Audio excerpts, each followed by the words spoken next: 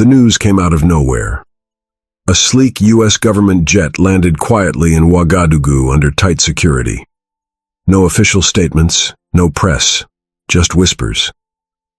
At first, people thought it was a diplomatic mission, but within hours, rumors exploded across Burkina Faso. Donald Trump, yes, the U.S. president, had sent an urgent invitation to Captain Ibrahim Traoré. The message? Meet me in Geneva. Just you and me, private talks. A better future for Africa. The public was stunned. Some thought it might be a good sign, a chance to secure deals or support. Others felt uneasy. Why now? Traoré, always calm and watchful, accepted the invitation, but on one condition. We'll talk, but it will be broadcast live for the world to see. That's when everything shifted. Trump's team hesitated, but after pressure from media and diplomats, they agreed. The date was set. People from every corner of Africa held their breath. Little did they know, what would happen on that stage would change how the world saw Africa, forever. A day before the live broadcast, Ibrahim Traoré entered a private chamber inside the Geneva World Forum. Trump was already there, smiling, confident. Cameras were off. The doors shut behind them. Ibrahim, Trump began, lowering his voice, we both know Africa has what the world needs. I'm offering something huge, billions, direct investments, security backing, American support, just play ball. Traoré said nothing. Trump slid a thick envelope across the table. Inside? Confidential documents, detailed proposals, financial guarantees, private security arrangements. Then Trump added something else. A second folder labeled private. Inside were files targeting African leaders, secrets, photos, deals, scandals. You play with us, Trump said softly, or you play alone. Traoré sat still. After a moment, he calmly pushed everything back toward Trump. Then, with eyes steady and voice low, he said, Africa has been sold too many times. Never again. I won't betray my people in silence. He stood up and walked out. No cameras had seen it, but his silence said everything. And when the world would hear what he chose to say on that stage tomorrow, they would never forget. The world was watching. Bright studio lights bathed the massive stage. Flags of the U.S. and Burkina Faso hung behind the podiums. Cameras streamed the event live to over 60 countries. Trump walked in first, waving, smiling. Reporters snapped photos. Then Captain Ibrahim Traoré stepped out. He didn't wave. He didn't smile. He simply walked to his podium and looked straight into the cameras. The host tried to start with friendly questions, but Traoré gently raised his hand. Before we talk, he said, there's something the world must know. Trump's smile vanished. I was offered billions, Traoré continued. A deal wrapped in gold, dressed as a gift for Africa. But it was not a gift. It was control. Gasps filled the room.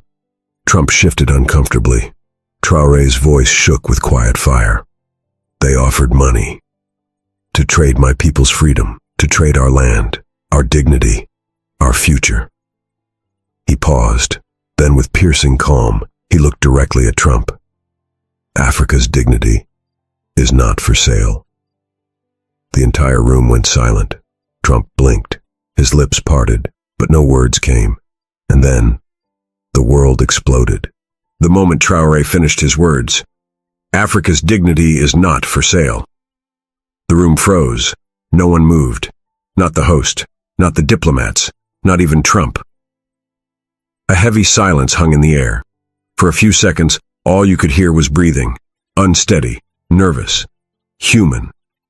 Then a sound, soft at first, rose from the corner of the studio, clapping. One camera technician, then another. Then the host dropped her papers and clapped too. Reporters stood up. Within seconds, a full standing ovation erupted. Trump's face turned pale. His confident smirk had vanished. He looked around, confused, almost exposed. He leaned toward the mic to speak, but Traoré calmly stepped back from his podium.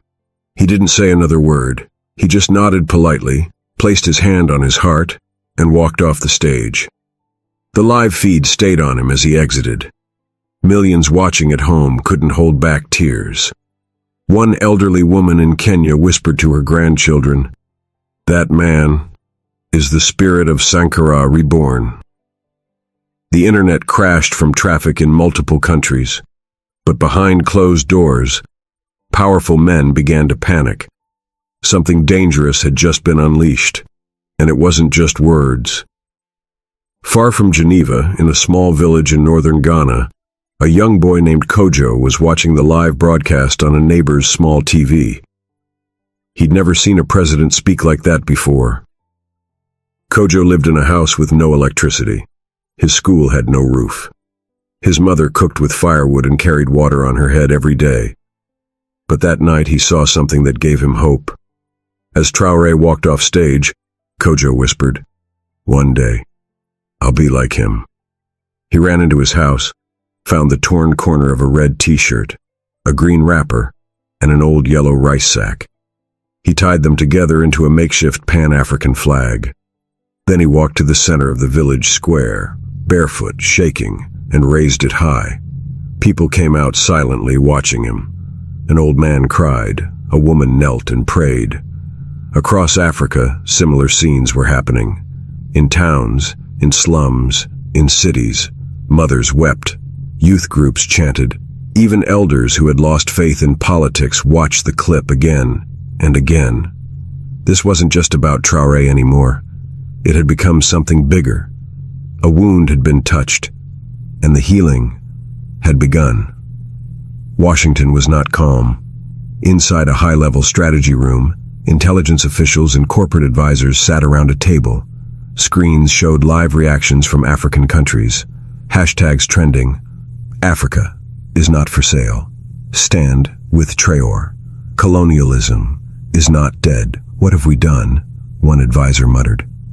Trump sat in silence, replaying the footage again. This wasn't how it was supposed to go. The plan was simple.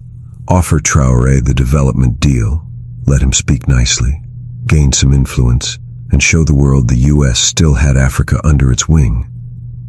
But Traoré didn't follow the script. Instead, he tore the script up and lit it on fire, live. And now, the world was watching. What was worse? Young Africans didn't just see him as a president. They saw him as a symbol of resistance, of truth, of hope. He just blew up 20 years of quiet influence, a senior corporate executive said.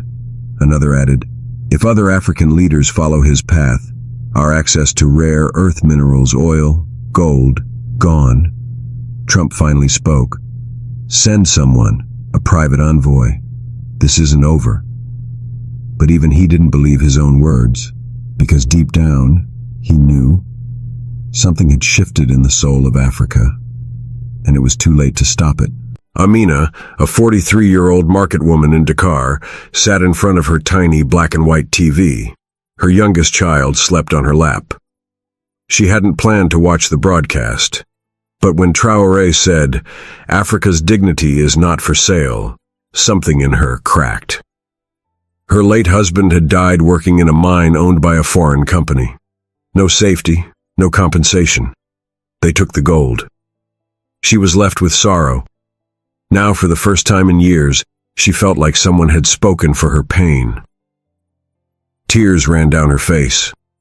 Not the kind that fall quietly, the kind that come with shaking. Her neighbors heard her wailing and ran in, thinking something was wrong.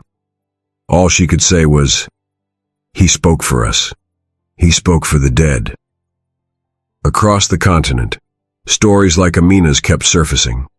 People weren't just reacting to a speech. They were remembering their own stories of betrayal, of loss, of stolen futures. And they were finding hope again, in one man's refusal to be bought. Just 2 days after the broadcast, an emergency meeting was held in Addis Ababa. The African Union leadership gathered quietly. No public live stream, no press. Many of them were nervous. Some were afraid. "We've all taken money," one whispered. If we support Traoré, our hands are exposed. But then Rwanda's delegate stood and said something that pierced the room. If we do not stand now, when will we? Are we leaders, or are we beggars in suits? There was silence. Then the delegate from Namibia placed his phone on the table. He played the video clip of Traoré's speech again. Every face in the room changed, not just because of what he said, but how he said it, with calm, with power, with heartbreak. They offered money to trade our land, our dignity, our future. Some delegates wept. That night, the AU quietly drafted a statement of unity, without naming countries, without attacking the West, but clearly signaling something had changed. They called it a new path of African honor. And just like that, a seed that had been buried for decades began to grow. In a quiet home in Tanzania, a retired president named Musa Mnyonge sat in a wheelchair by his window. He had ruled during hard times. He had made difficult decisions. Some he regretted. His aides told him about Traoré's speech. He asked to watch it alone. When he finished, he called for a pen. His hands trembled, but his heart was clear. He wrote, "My son, when I was in power, I believed silence was strength. I see now that truth is greater than power. What you did on that stage will live longer than any deal or dollar. You reminded us who we are. You gave my grandchildren a future I thought was gone. Africa owes you no gold. It owes you its tears and its prayers." He signed it, folded it, and asked for it to be hand-delivered to Ouagadougou. When Traoré received the letter, he read it in silence. Then he looked up and said, "The chains didn't fall off. We tore them off, together." 3 nights after the broadcast, the lights in the presidential residence of Burkina Faso flickered. Captain Ibrahim Traoré had just finished a late security briefing when a staff member rushed in, pale and shaking. "Sir, it's a message from an unknown number, untraceable." Traoré opened the envelope. Inside was a single photo, an aerial shot of his convoy, marked with a red circle. Then a note. "Power is temporary. Silence is safety. Choose wisely." He looked at it for a long time. He didn't flinch. This wasn't the first time someone tried to scare him. He knew what this meant. He had crossed a line the world never wanted crossed. A black African leader, speaking truth while the cameras rolled, without fear. That's dangerous to the system. He turned to his aide and said calmly, "They want fear. We will answer with light." That night, instead of hiding, he gave a surprise interview to Al Jazeera. And in that interview, he said, "I know what I've risked, but I'd rather die standing than live as a servant." Millions didn't sleep that night. In a refugee camp in eastern Congo, a girl named Malia sat on a worn mattress, watching Traoré's speech through a cracked phone screen. She was only 12. She had lost her family in a mining explosion 2 years earlier. Foreign soldiers had arrived, trucks had come. Then silence. Her village was turned to ash. Since then she hadn't spoken much, just stared at the ground. But that night, as Traoré's voice echoed through her borrowed headphones, something inside her moved. Africa's dignity is not for sale. She took off her scarf and wiped her eyes. For the first time she spoke. "Mama." He said what I wanted to scream. The camp nurse, stunned, dropped her pen. "Did you just talk?" she whispered. Malia nodded. "He's the only one who didn't forget us." Word spread fast. The clip of Malia's tears was posted on TikTok, and within 24 hours it had 12 million views. People started calling her the voice of the forgotten. Across Africa, more children began to speak. Traoré hadn't just stood up to power. He had awakened silence. The world thought it was just an internet moment. But then something changed. In Lagos, 80,000 young people gathered in Freedom Park with nothing but candles and flags.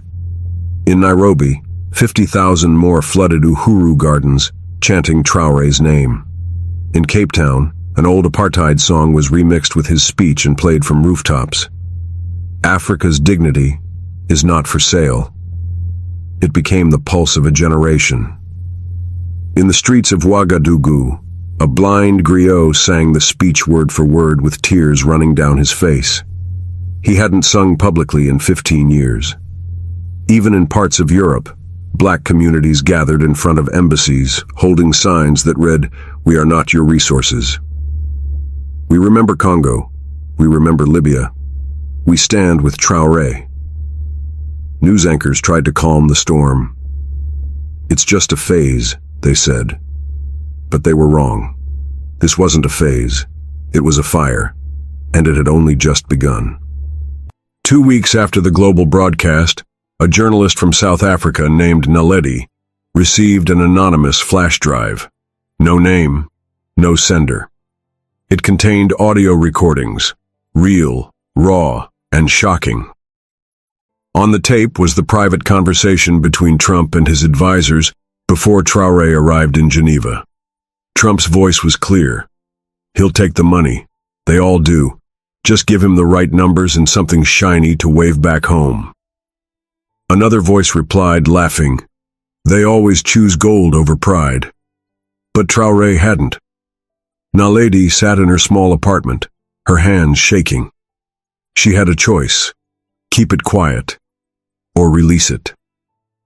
That night, she uploaded the full tape with only one caption: "For every African child who was told they were worth less." The video hit 10 million views in 12 hours. Rage erupted. Protests broke out again. Only this time they weren't just about exploitation. They were about disrespect. About the belief that Africa could still be bought. But the tape did more than expose. It revealed something else. A sentence whispered in the background. "If Traoré talks, we dig into his past. Everyone has a weakness." Everyone, except this time, they were wrong. The next morning, a strange photo began circulating online. It showed a young Ibrahim Traoré as a teenager in Mali, standing next to a French soldier. His clothes were torn. His eyes were swollen. He looked like he hadn't eaten in days. A pro-Western outlet posted it with a nasty caption, "Even he once took Western help." But the internet didn't react the way they expected. Because hours later, a man came forward on national radio. His name was Idrissa. He had grown up in the same neighborhood. Through tears, he told the truth. That soldier beat him. They had stolen food from his mother's store. Traoré tried to stop them. They broke his nose. He bled for us that day. The room fell silent. He was a boy, but he stood up when grown men were silent. The photo meant to shame Traoré, ended up lifting him higher. People began sharing their own stories, of times they saw him stand up, speak up, defend. And one grandmother in Burkina Faso said it best, "You can't shame someone who already carries the wounds of his people." In a quiet hallway of the Burkina presidential palace, Traoré sat alone. Not as a president, not as a soldier, as a son. He had just finished a phone call with his mother. She had been receiving threats. Strangers hanging near her home. Whispers in the market. One man had spit at her feet. "They say I should have raised you to obey," she said gently. Traoré's voice broke. "I didn't want this to touch you." "But it must," she said, "because we are not free until they fear our truth." Then she said something that brought him to tears. "I didn't raise you to survive, Ibrahim. I raised you to stand." He cried, not quietly, not because he was weak, but because the cost of truth was beginning to bleed into his family's life. Still, he knew he could not stop. Outside, crowds had gathered again, chanting not for money, not for war, but for dignity. The speech had become more than a moment. It had become a movement. But behind that movement was a man who had paid for it not in dollars, but in blood, in silence, and in love. In a dusty town near Gao, Mali, a teacher named Baba Kulu collapsed after watching Traoré's speech for the 5th time. His heart, already weak, couldn't handle the emotion. He had lived through the French occupation, lost his brother in the uranium mines, and watched as his village's water was taken, sold to foreign companies while his people drank dust. Before he passed, he whispered, "Tell the world. He made me feel proud before I died." His students raised funds for his burial. A few days later, an armored car approached quietly. The locals froze. It was Ibrahim Traoré. He came with no camera crew, no security parade, just flowers and a promise. He knelt at Baba's grave and placed his hand on the dry earth. "I will carry your voice with mine." A young girl nearby wept. "Why is the president here?" she asked. Her mother said, voice trembling, "Because Baba died standing, and Traoré kneels for no one except the people." That photo, the kneeling president in the dust, would go on to be printed in classrooms across the continent. And from that moment, millions no longer saw him as just a leader. They saw him as one of them. The world was watching again.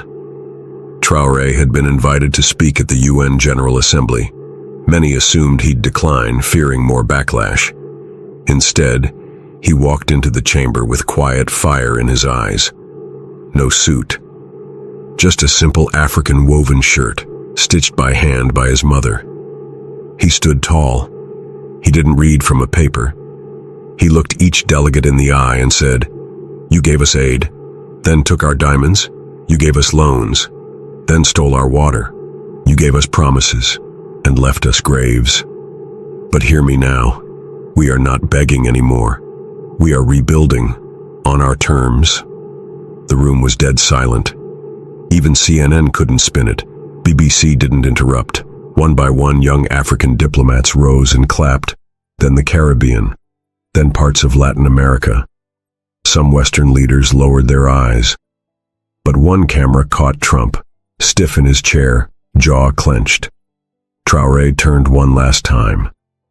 "You offered me billions to silence my people. But I chose the sound of their pain over the silence of your money." It was no longer just politics. It was a reckoning. That night, Africa did not sleep. From Soweto to Bamako, from Kigali to Lagos, the streets were full, not with protest, but with praise. Candles lined roads. Families played the speech over radios. A baby was named Traoré in every country that night. People danced. Others wept. A boy in Sierra Leone carved the word dignity into wood and gave it to his teacher. A grandmother in Sudan prayed aloud for the first time in years. "Thank you, God, for letting me live to see a leader who does not bow." And Traoré? He returned home quietly. No celebration, no interview. He went straight to a classroom in a village outside Ouagadougou and sat on the dusty floor, listening to a young girl read her poem. Africa is not dirt. Africa is not war. Africa is not poor. Africa is the heartbeat of the earth. He smiled, eyes wet. The girl looked up and asked, "Mr. President, do they hear us now?" He nodded. "Yes, and they will never forget again." If this story touched you, if it made you cry, if it reminded you who we are, don't just scroll, leave a comment. Tell the world Africa is not for sale. Like this video to show love for our leaders who choose truth over gold. And hit subscribe, because we will keep telling the stories they try to bury.